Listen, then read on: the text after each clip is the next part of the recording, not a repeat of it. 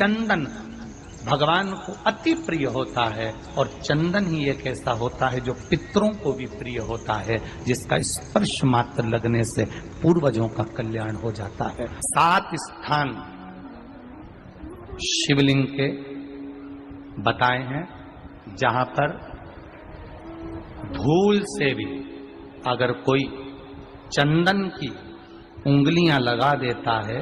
7 स्थान ऐसे हैं जहां चंदन की मात्र उंगलियां लगा देने से ही शिव पितृलोक के पितरों को मुक्ति प्रदान करके वैकुंठ लोक का निवास दे देते हैं। 7 स्थान, और वो 7 स्थान जो चंदन के बताए गए हैं। पहला, भगवान देवाधिदेव महादेव के शिवलिंग पर चंदन का लेपन। समझ लेना जरा बहुत अच्छे से। आपको लगता है स्वप्न में कोई मुर्दे दिख रहे हैं, या कोई जल रहा है, या कोई मर रहा है, या कोई चला गया है, ऐसा भय लगता है। बच्चों को मानी भेजूंगी ऐसा हो जाएगा, पति को मानी भेजूंगी ऐसा हो जाएगा, कोई हमारे कोई गलत तो नहीं कर रहा है, आपको लगता है। 7 स्थान चंदन के बताएं महाराज। पहला शिवलिंग,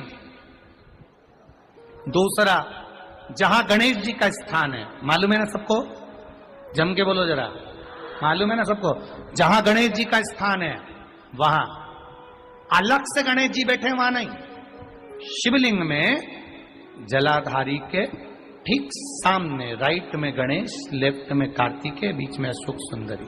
तो पहला चंदन बाबा के शिवलिंग पर, दूसरा गणेश जी पर चंदन की उंगली, तीसरा षडानंद कार्तिकेय पर चंदन की उंगली, चौथा अशोक सुंदरी पर चंदन की उंगली, पांचवा जलाधारी पर चंदन की उंगली, छठा जो शिवलिंग का जल बह रहा है इसके ठीक विपरीत की ओर चंदन की उंगली, और 7वां चंदन नंदी के मस्तक के ऊपर जो 2 सींग लगे रहते हैं उस पर चंदन की उंगली।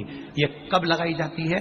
या तो अमावस्या के दिन आपको लगता है कि हमारे पूर्वजों का उद्धार नहीं हुआ, हमारे पूर्वजों का कल्याण नहीं हुआ, कहीं अधोगति में कोई चला गया है, उसका बस एक बार, रोज नहीं जरूरत है, प्रतिदिन जरूरत ही नहीं।